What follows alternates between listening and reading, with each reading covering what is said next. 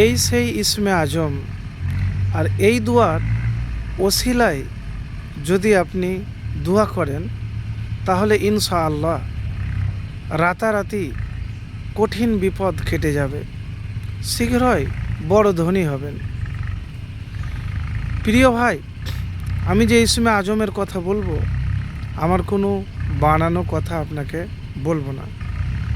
সর্বপ্রথম হাদিস থেকে কথা বলবো এবং ইসমে আজমের ব্যাপারে নবীজি সাল্লাল্লাহু আলাইহি সাল্লাম কি বলেছেন সে কথাও বলবো।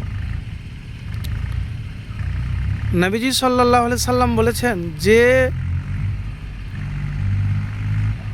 ব্যক্তি আল্লাহর কাছে তার ইসমে আজম ধরে প্রার্থনা করেছে, মানে হাদিসটি এইরকম যে একজন ব্যক্তি নামাজরত অবস্থাতে পাঠ করছিলেন কি, আল্লাহুম্মা ইন্নী আসআলুকা বিআন্নী আশহাদু আন্নাকা আনতাল্লাহু লা ইলাহা ইল্লা আনতাল আহাদুস সামাদুল্লাযী লাম ইয়ালিদ ওয়া লাম ইউলাদ ওয়া লাম ইয়াকুল লাহু কুফুওয়ান আহাদ। তো নবীজি সাল্লাল্লাহু আলাইহি সাল্লাম বলেন, যার হাতে আমার জীবন তার শপথ, নিশ্চয় এ ব্যক্তি আল্লাহর কাছে তার ইসমে আজম ধরে প্রার্থনা করেছে, যে নাম ধরে ডাকলে তিনি সাড়া দেন আর যে নাম ধরে চাইলে তিনি প্রদান করেন। তিরমিজি শরীফ 3475 নম্বর হাদিস। তো প্রিয় ভাই, এটি তো আপনাকে বললাম হাদিস থেকে। এবারে আপনি বলবেন, আমি তো ইসমে আজম পড়ি কিন্তু আমার বিপদ কেন কাটে না? দেখেন, আপনি মুত্তাকি আল্লাহওয়ালা হতে হবে। যে আপনি দোয়া করলেন, আবার দেখা যাচ্ছে পাপাচার থেকে দূরে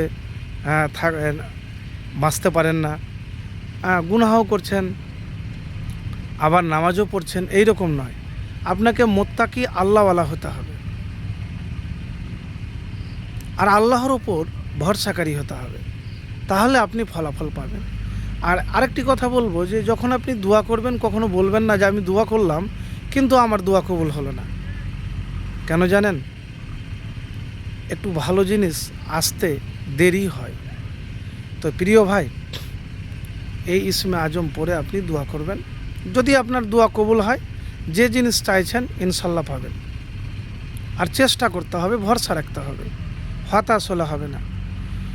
সাদ ইবনু আবি ওয়াক্কাস রাদিয়াল্লাহু তাআলা বলেন যে রাসূল সাল্লাল্লাহু আলাইহি সাল্লাম বলেন, জুন্নুন ইউনুস আলাইহিস সালাম মাছের পেটে যে দোয়া করেছিলেন, এ দোয়া দ্বারা যে কোনো মুসলিম যে কোনো বিষয়ে দোয়া করবে, আল্লাহ অবশ্যই তার দোয়া কবুল করবেন।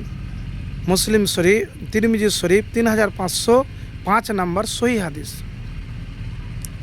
মানে ধরেন আপনি দোয়া করছেন, যে দোয়াই করেন না কেন, প্রথমে দুরূদ শরীফ একবার পড়ে নেবেন, তারপরে লা ইলাহা ইল্লা আনতা সুবহানাকা ইন্নী কুনতু মিনাজ জালিমিন।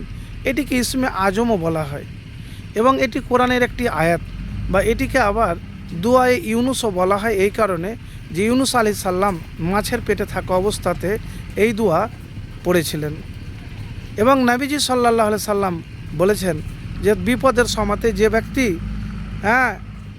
এই দোয়া পাঠ করবে তার বিপদ কেটে যাবে।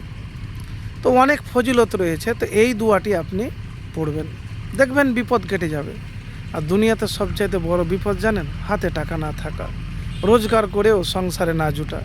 অবশ্যই আল্লাহর কাছে চাইবেন, ধারাবাহিকতার সাথে মেহনত করবেন, পরিশ্রম করবেন এবং আল্লাহর কাছে সাহায্য চাইবেন। যদি দোয়া কবুল হয়ে যায় তাহলে দুনিয়াতে বড় ধনী হয়ে যাবেন, বিপদও কেটে যাবে। তো একবার এভাবে আমল করে দেখুন, ইনশাআল্লাহ ফলাফল পাবেন।